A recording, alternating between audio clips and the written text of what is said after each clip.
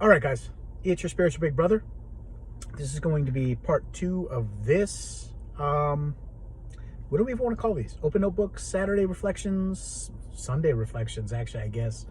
Um, but let's jump right into it. I'm not going to hold you guys back. These are just me sharing my thoughts openly and then kind of elaborating and talking about them a little bit. Okay, these are raw.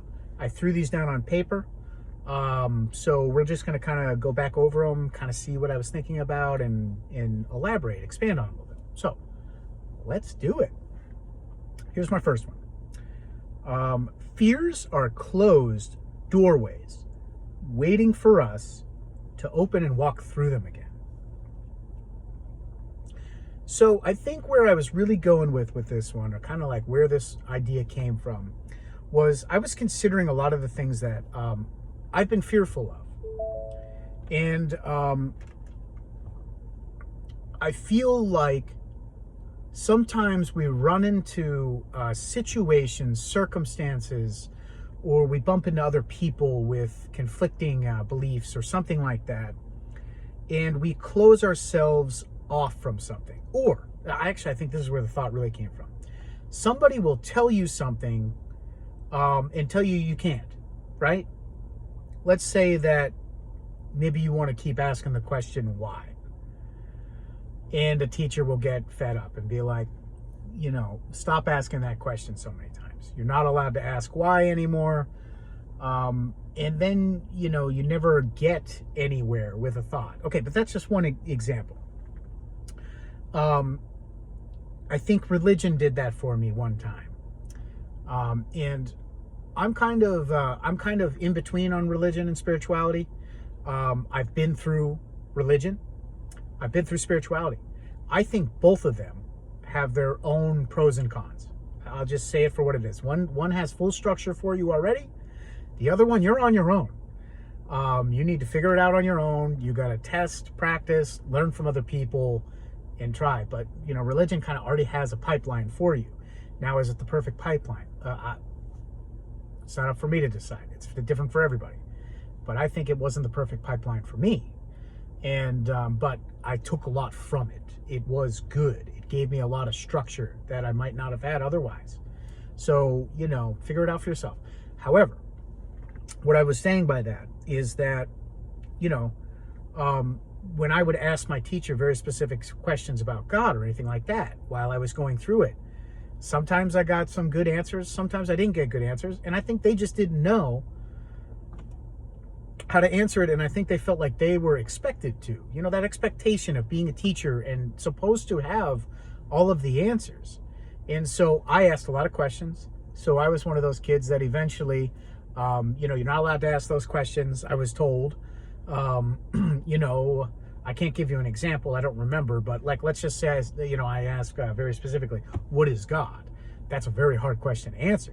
So I may have been told, I'm just giving you I don't even know if this was the exact one, but you're not allowed to ask that question or something like that. So you can see where these doorways get closed. And when you're that young, you're like, well, these are my teachers. These are the people that I'm supposed to respect their answers for. And so, sometimes I feel like we close a doorway on some of this kind of stuff, and it haunts us later in life. We forget even where these doorways got closed. So that later on, when you're seeking God or you have questions, you're scared to, because, you had a doorway closed that you forgot about. Unless it was like a traumatic experience. Some of these things aren't so traumatic where, you remember everything that happened exactly as it happened. Some, maybe, sure. And there'll be easy doorways for you to open and reflect on and see, the problems in that, and be able to, at a more mature, with more experience, with more understanding in the world, be able to look back over that stuff and be like, well, you know what? I have different opinions about that. I've seen different stuff. I've read different books. I've talked to different people. Now, I don't know that serves me anymore. But some of these doorways, they're like way back in the attic somewhere. And you don't, and that's a shame. Those are what we like to call limiting beliefs. But that's kind of what I'm getting at. Fears are closed doorways waiting for us to open and walk through them. That's where I was going with that. Okay, let's move on. I think reality moves with the value you create. The world, and the way it does that is with money that you make currently. That means if you aren't learning and experiencing and doing something that helps others, you are taxing heavy on the system. Thus, you need to keep moving and creating some type of value in exchange for money, or the system makes you suffer financially. The exception is for people who are spiritual, creative, or intellectual and want to create. The system doesn't pay or move you until you prove worth from other people. Not just because you feel like you deserve it or hate it. It's up to people to decide if they want it.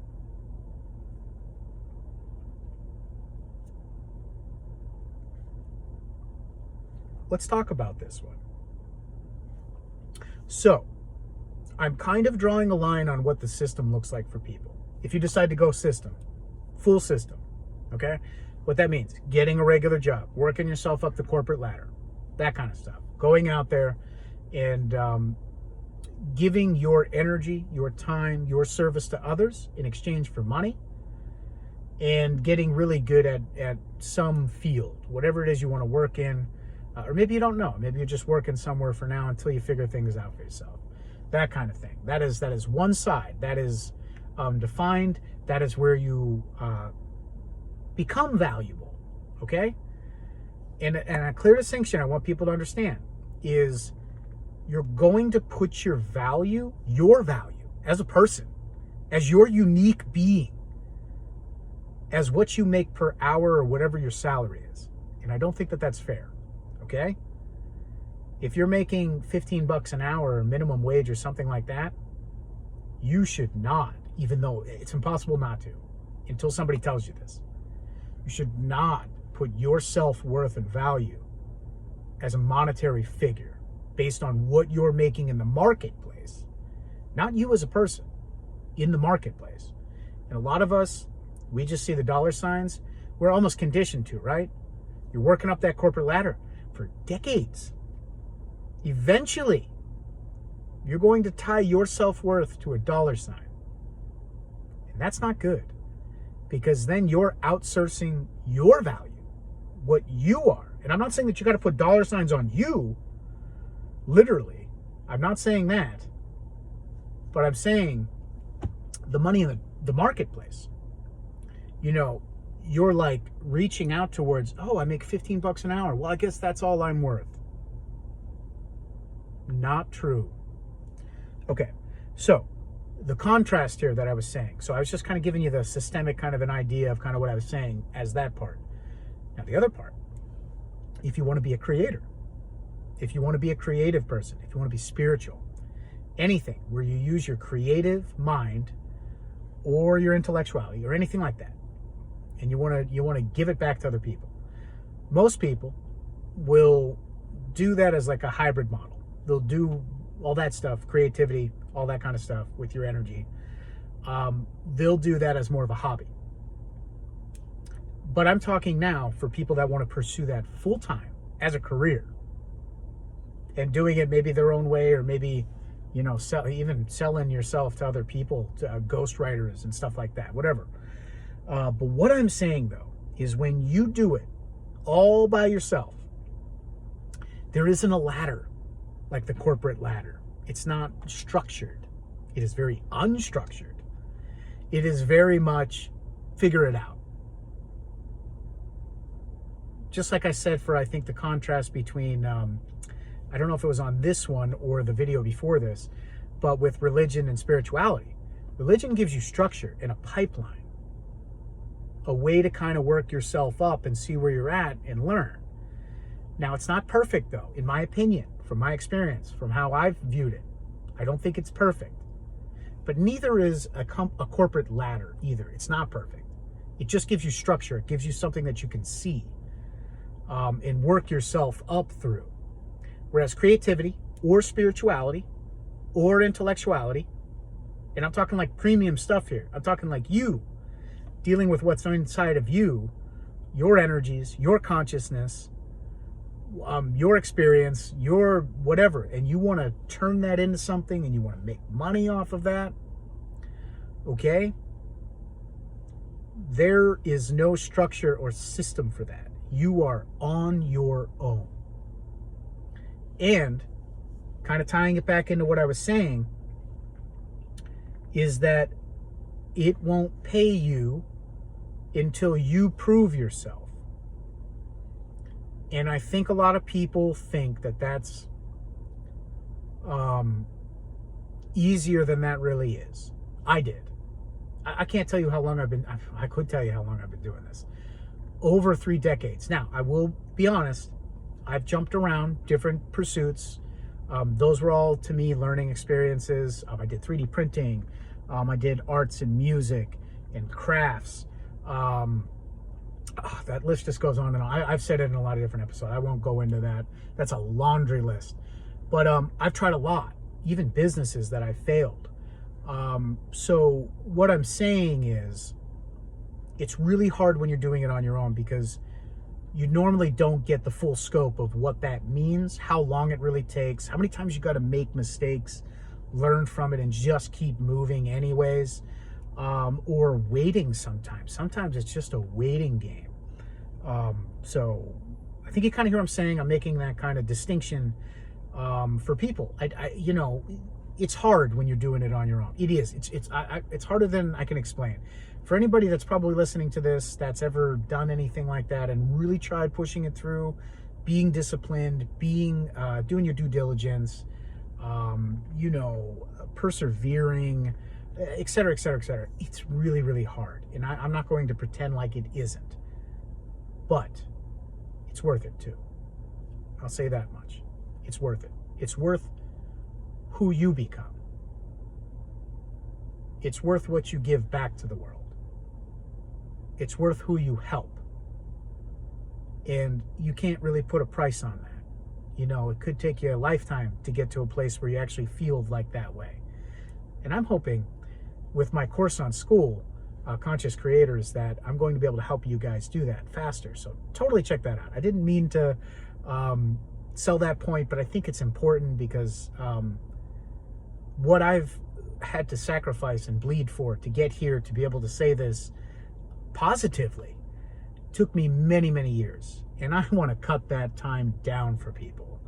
I struggled with everything out there. So I could probably look at whatever it is you're going through, probably be able to tell you exactly where you're stuck, tell you how to move on from that, show you what burnout looks like, show you what to avoid. That's what that's really going to be all about. Okay, but let's not hold this one up. I want to do 20 minutes on this. So I guess I won't have to talk about that at the end. I'm planning on talking about that at the end. Okay, I'm a little bit behind here.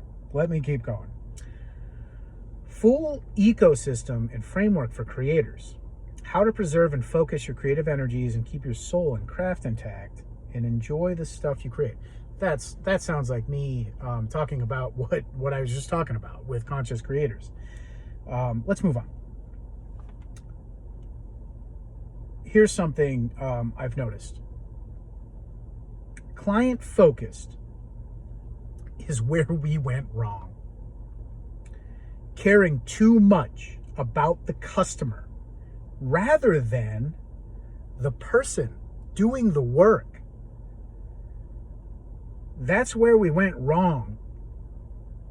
And I'm going to say after the Industrial Revolution, just because I'm saying that's when I think people really became kind of slaves or indentured servants, whatever you want to call it, to, I think, corporations. That's at least where it began.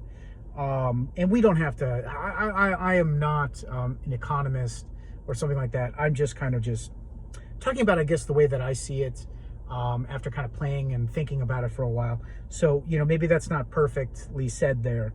But it feels fake now. And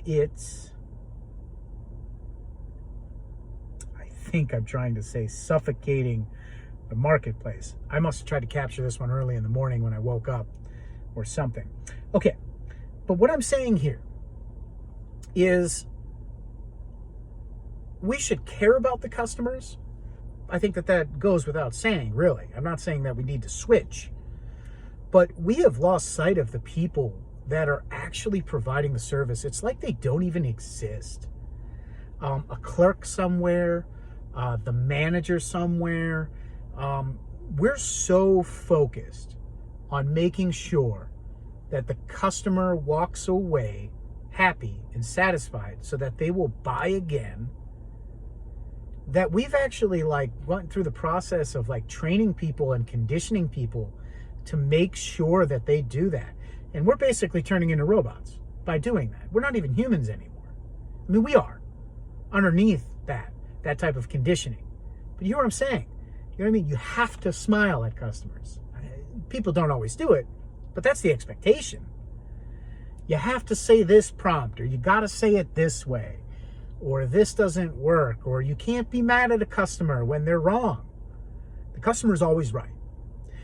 You hear what I'm saying? We have outsourced our individuality for a company so that we can make the customer happy. Where does that leave us? You're no longer a person. You're just a person that can collect money and smile. You know, you're nothing more than somebody just kind of one of those waving signs out in front of a thing, except you do a little more than that. I think that is, I'm not even going to go into the, you hear what I'm saying? Sit with that and think about that. And I think you might agree that I think client focused is where we went wrong. I think, you know, you should be able to be yourself on the job within limits. I mean, don't offend people. Don't hurt people's feelings, or at least try not to. Some people, though, we've all had them. They're dickheads. They could probably use somebody to just gently push back and tell them, hey, that's not cool. That's not the way to be. It's hard to do that when you're conditioned to make the customer happy, even when they're maybe not worth making happy for that day. I'm not saying that maybe they're going through a bad time. There's a million different reasons. But sometimes you need real people to just be like, hey man, that's not the way. And it's hard to do that when you could potentially get fired or getting written up, you know, or whatever. So I think I've said enough on that. Let's move on. I'm running out of time here. Don't tell them. Nope. That was just a random capture. That was for something else. You can't care about what other people think of you. Find something that you can stick with and enjoy. Agreed. What I mean by that is this is for creators that are having a hard time, or creators or creative people. Find something that you really care about. Find something that you enjoy doing, and just do it, just to do it. Okay, I know we're all pinched, we're all being squeezed by the system that we live in, and it's hard to really create from a place of pure happiness and good intentions and positive without somehow in the back of your mind thinking about the money sign. Okay? We live in a world where you need money. So it's understandable. But it really taints your work. It does. Sometimes it's hard to see that. I have experienced that plenty of times over probably the last decade. And I still struggle with that because a lot of us, we want this to become sustainable for us so that we can do it. But what happens is we start reaching for that sustainability and it taints the work. Like it's almost like we're waiting for people to approve us and start giving us money before we can really relax our nervous systems and step into our roles and really create without any pressure on us. So instead we've got pressure all the time.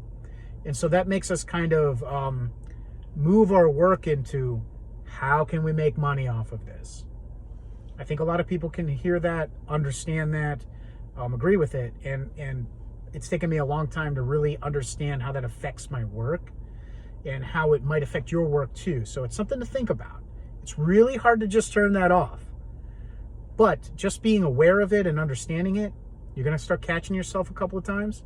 It's going to help you kind of pull back and be like, well, let me think about this from a very non-pressurized, emotional, like, I need to get there, I need to sustain myself, because when you got that running in the back of your head, even when you've got other thoughts, that kind of influences the direction, what you're saying, and people can feel that. They can absolutely feel that.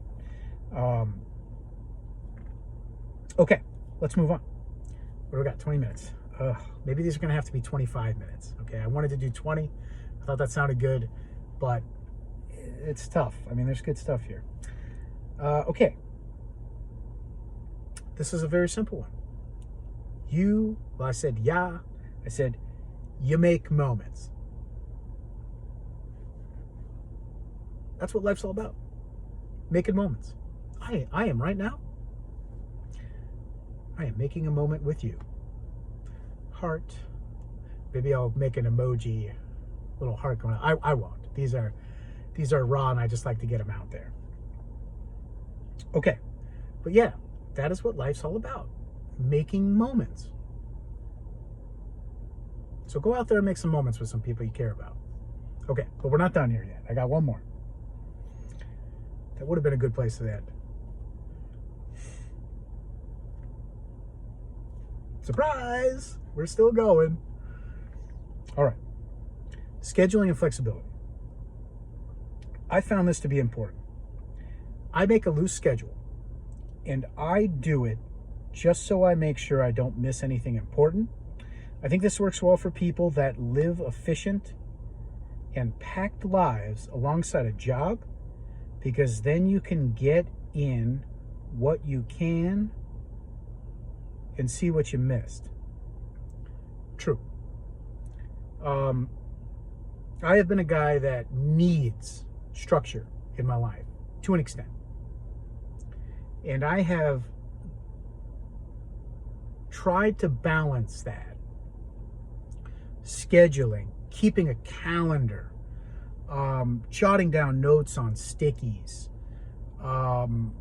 using applications or stuff like Notion.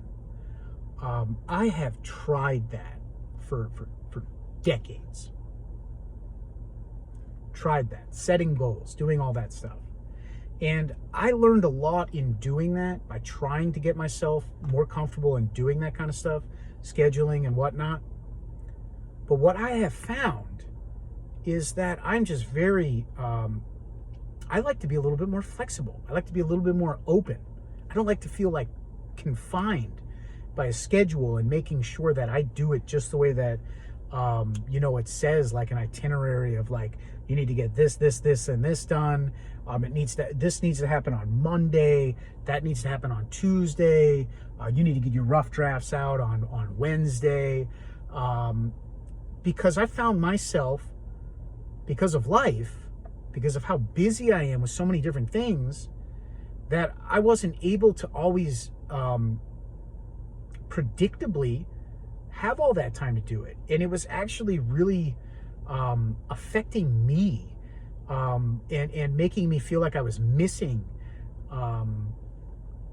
goals and tasks that I wanted to get done. And I kept kind of like being like, half I would miss, half I wouldn't, and then I'd need to bring it over to the next week. So I needed to be more flexible for me personally.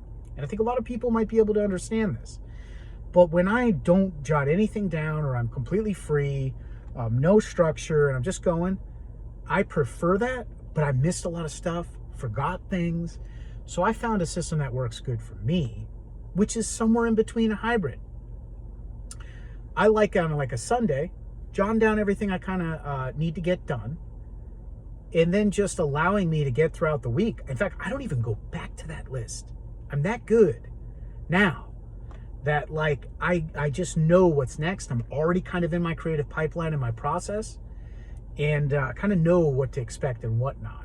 So, but then next Sunday, I'll look at the list, I'll check off things, I'll move things over onto the new list I'm making, and kind of remind myself of some things, that kind of stuff. And that makes it just flexible enough where I'm not saying Monday this needs to be done, Tuesday that needs to. I let the week happen, and I get as much done as I can, and then I go over at the end of the week. I think that could work for a lot of other people that are similar to me, that just busy lives, but you still want to feel like spontaneous, open, etc. You don't want to suffocate everything you're doing. So that might be a good tip for some people. Okay, guys, thanks for being here. That's all I got on this one. Catch you guys on the next one. See you guys there.